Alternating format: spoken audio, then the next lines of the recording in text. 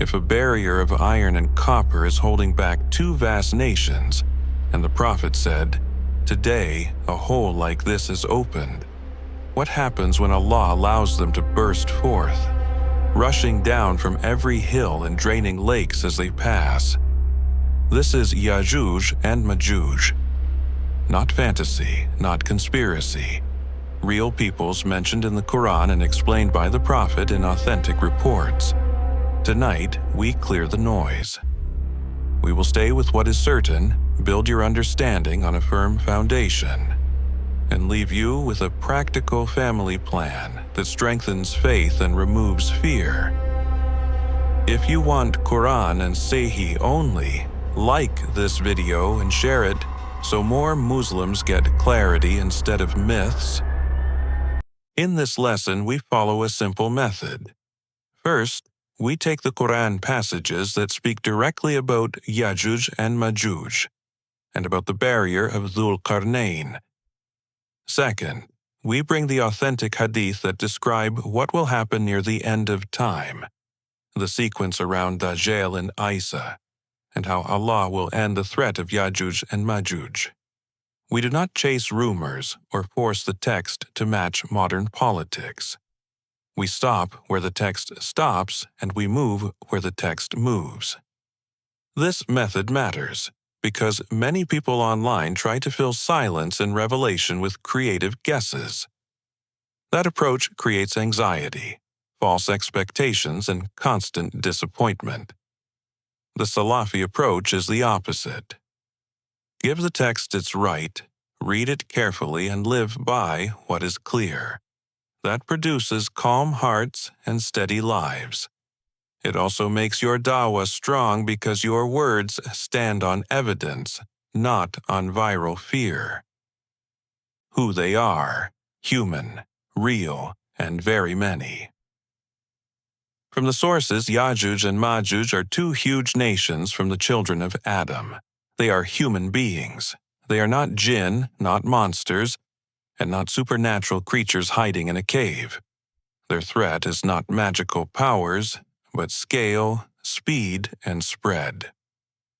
The Prophet ﷺ taught that the ratio on the day of resurrection highlights their massive numbers, which puts fear in the companions until he comforted them. That moment teaches us to be serious about scale without falling into despair. Understanding that they are human resets the frame. You do not need fantasy to feel the weight of this event. Imagine wave after wave of people moving across terrain like a living river. Imagine resources shrinking as they pass. And imagine how a believer would feel when the earth itself seems to run out of water. That is already enough to test patience, trust, and obedience. The story is not a horror movie. It is a real human flood allowed by Allah to reveal the truth of hearts. Qur'an baseline, Dhul-Qarnayn and the barrier. The Qur'an tells us about a righteous leader named Dhul-Qarnayn who traveled, judged with justice, and reached a pass between two mountains. There, he met a people who could barely communicate. They complained about the mischief of Yajuj and Majuj and asked him to build a barrier. He refused payment, saying that Allah had already enabled him, and then he organized a project that stacked iron blocks, heated them until they glowed, and poured molten copper over them to create a plated wall. That barrier could not be climbed and could not be pierced. When the work was complete, Dhul-Qarnayn did not claim it as a personal victory. He said, "This is a mercy from my Lord." Then he added a boundary our hearts must respect. When the promise of my Lord comes, he will level it. Two truths live side by side. Human effort is real, good, and needed. Divine decree is final, decisive, and unstoppable. The barrier stands as long as Allah wills, and it falls when Allah wills. Qur'an on release. Allah will let them loose near the hour. Another passage in the Qur'an tells us that Yajuj and Majuj will be let loose and will rush down from every hill. The language is vivid. They spill over the slopes like water, filling valleys, moving fast. The point is not their cleverness. The point is that Allah unlocks the moment. The timing is tied to the approach of the hour. That means this event is not under anyone's strategic control. It opens by the permission of Allah, and it closes by the permission of Allah. This removes the burden to decode maps and find the exact place. The Qur'an does not give coordinates and does not ask you to hunt for them. It gives you a posture. Be a believer who trusts the Lord of time. Hold to what He told you. Do not let rumor makers buy your attention with fear. Today is for worship, patience, service, and steady families. When Allah opens that gate, the only safe place will be the place He guides the believers to next. Are they alive now, and are they digging? Authentic reports explain that Yajuj and Majuj dig at the barrier every day until they almost see the light of the sun through their tunnel. Then their digging is undone by Allah overnight. When the appointed time arrives, they say Insha'Allah about their return, find it as they left it, and break through. After that, the descriptions shift to speed and spread. They drain water sources and sweep across the land. This is not a movie plot. It is a disciplined teaching. Present activity in the unseen and future exit by decree. This protects you from panic content that claims secret tunnels under your city or a modern conspiracy hiding the barrier with satellites. The point is not what your drone sees. The point is that the barrier still stands under the mercy of Allah until His time comes. When He opens it, no human force will hold it back, and when He ends it, no human effort will be needed. Your responsibility now is to attach your heart to Allah, not to chase speculation. The small hole in the Prophet's time. There is a report that the Prophet ﷺ entered upon Zainab bint Jaysh alarmed and said, "Woe to the Arabs from an evil that is drawn near. Today, a hole like this has been opened in the dam of Gog and Magog," and he formed a small circle with his fingers. She asked, "Will we be destroyed while there are righteous among us?" He replied, "Yes, if evil increases."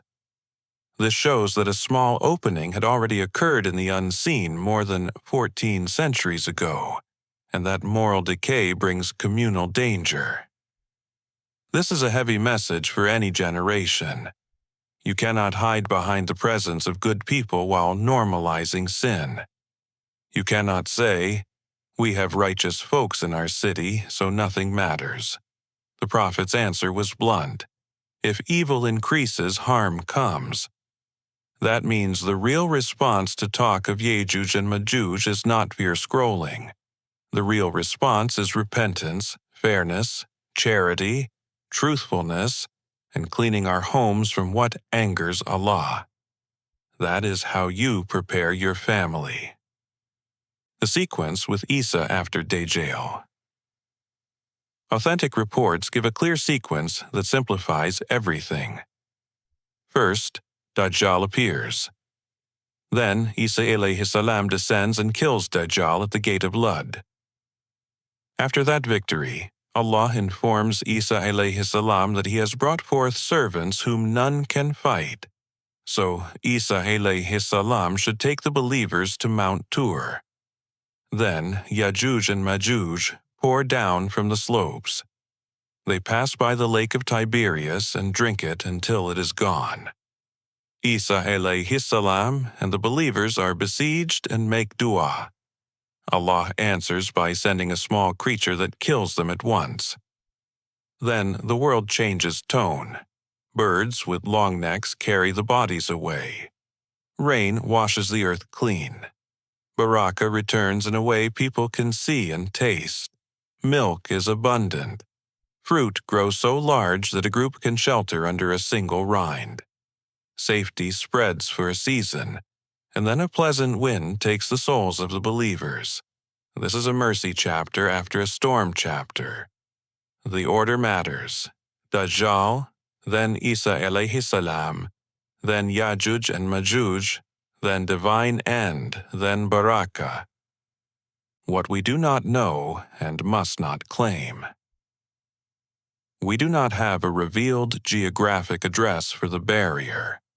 The Qur'an gives the terrain between two mountains, the materials iron and copper, and the function that stopped those peoples.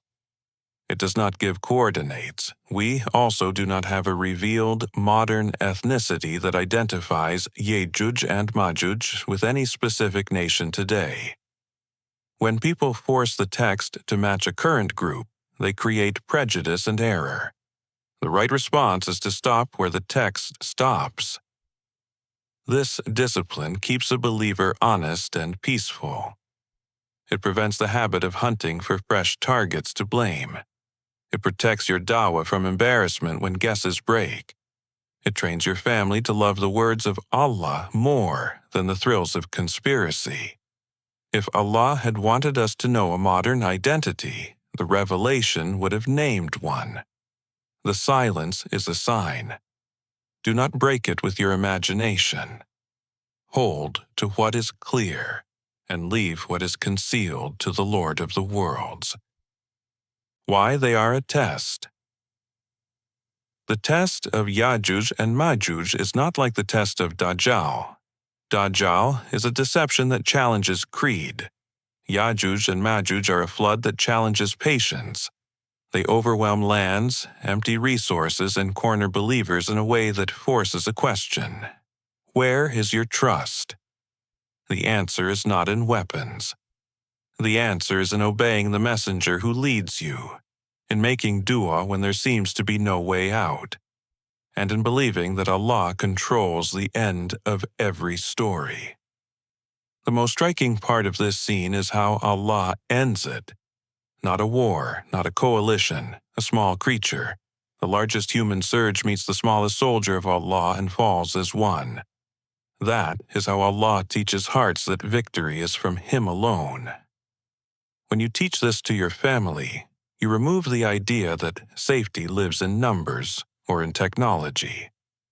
Safety lives in obedience. Success lives in dua. Relief opens when Allah opens it, and no one can shut what He opens. Are they the same as Turks, Mongols, or others?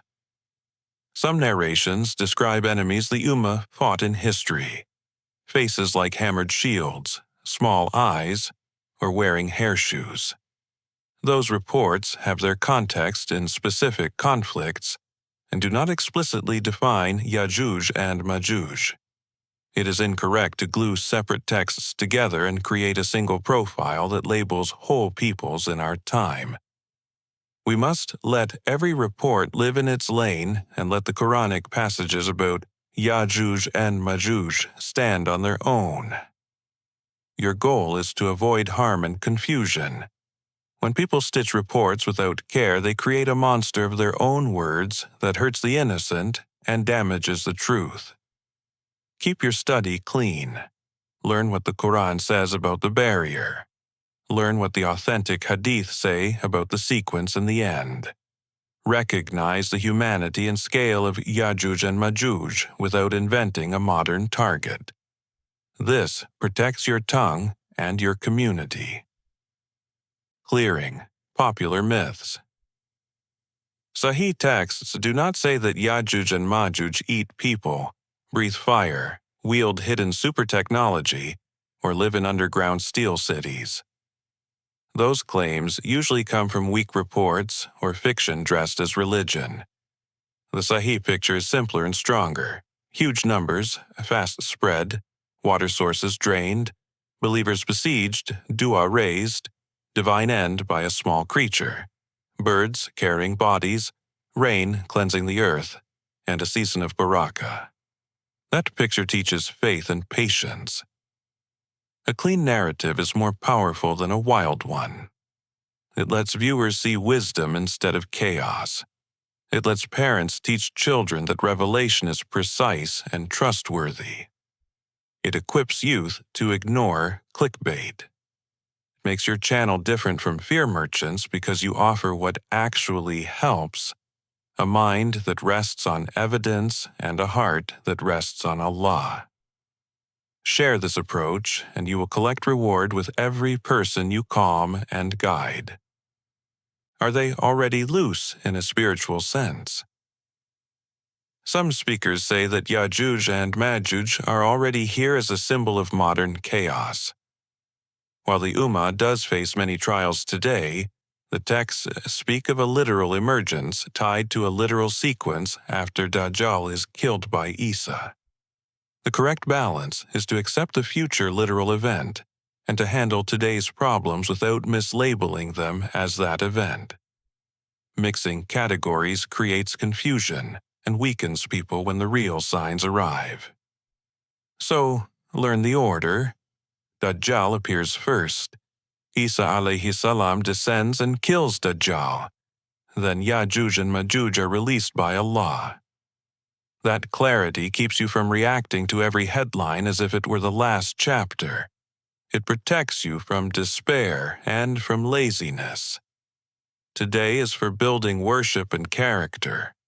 When the appointed time arrives, believers will follow Isa alayhi salam to Mount Tur and rely on Allah exactly as they have been trained to do by these teachings. The wall. Real material and divine mercy. The barrier was made of iron blocks heated to a glow and then plated with molten copper. That construction choice produces a rigid, layered wall that resists climbing and piercing. It is real engineering inside a divine plan. The builder refused pay, attributed his success to Allah, and called the result a mercy. That is the Sunnah of righteous leadership. Use the means with skill, but attribute victory to the Lord who gave those means. Then he set a boundary for all future readers. When the promise of my Lord comes, he will level it. That line should live on a card in your home. It is the antidote to pride and to panic. The believer works, but the believer does not worship his work. The believer plans, but the believer does not worship his plan. Allah is the owner of outcomes. He keeps barriers standing and He brings barriers down. Learn to be calm in both conditions.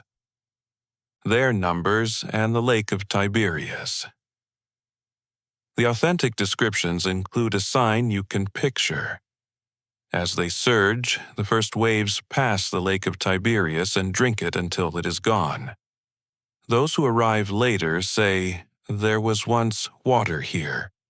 It is a scene designed to show scale in a way your mind can measure. A lake holds a place in your imagination. To see it vanish is to feel the flood of humanity replace the flood of water. That feeling is enough to teach humility and dependence on Allah. This detail also links unseen events to physical geography. Allah could have told the story without naming any place, but He chose to include a lake. It is a mercy for minds that struggle with the invisible. You can imagine a drained shoreline and a cracked bed. You can imagine a boat left tilted in dust.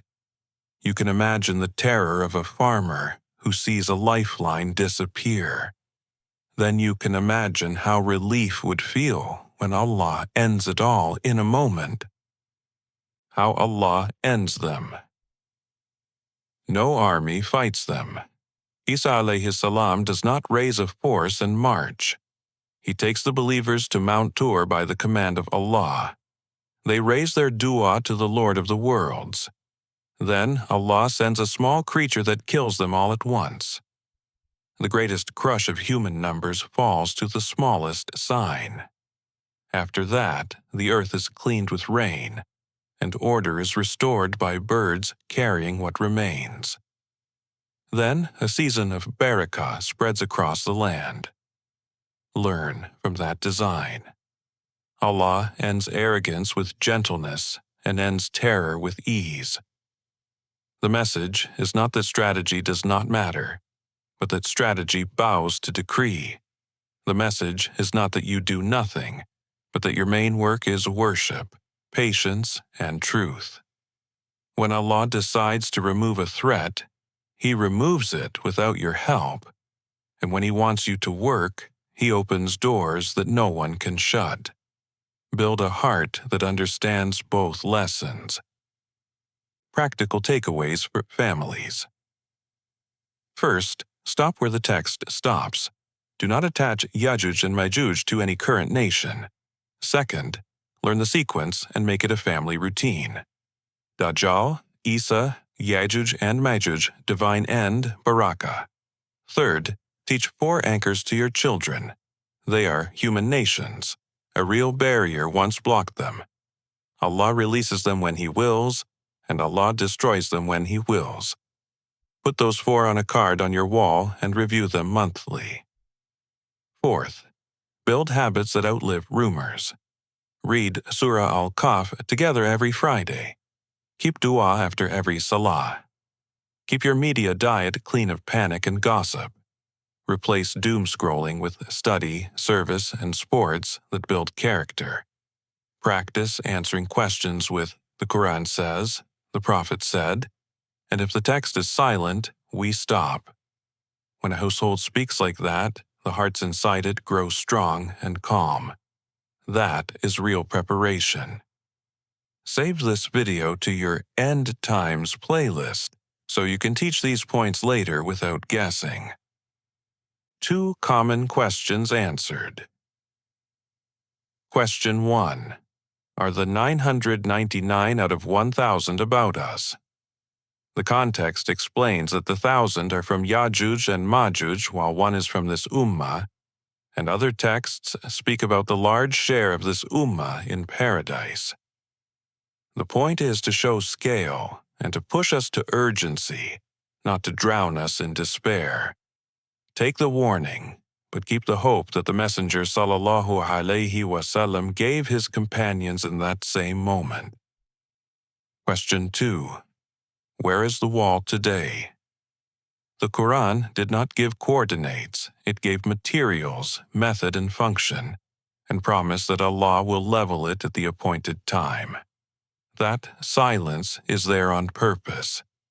It trains you to love obedience more than discovery. It trains you to value what Allah values. Seek the lessons the text highlights, not the details it withholds. That path keeps you safe and makes you useful to others. Closing reflection and final call. The story of Yajuj and Majuj is a mirror. It shows you how small you are and how great your Lord is. It shows you how far crowds can run and how quickly they can fall. It shows you how a leader like Dhul-Qarnayn works with the means while giving credit to Allah, and how Isa alayhi salam saves a nation by leading them to dua and safety, instead of to a hopeless war. The message is not to fear mountains. The message is to fear sin, love obedience, and trust the promise of Allah. If you keep your heart with Allah, your limbs steady in salah, your tongue busy with dua, and your home full of truth, you will be ready for whatever chapter He opens. May Allah make us people of clarity, protect us from every fitna, and admit us to paradise in peace. Ameen. Like, comment, and subscribe for more Qur'an and Sahih only lessons. Comment no myths if you want a one-page myth checklist for your socials.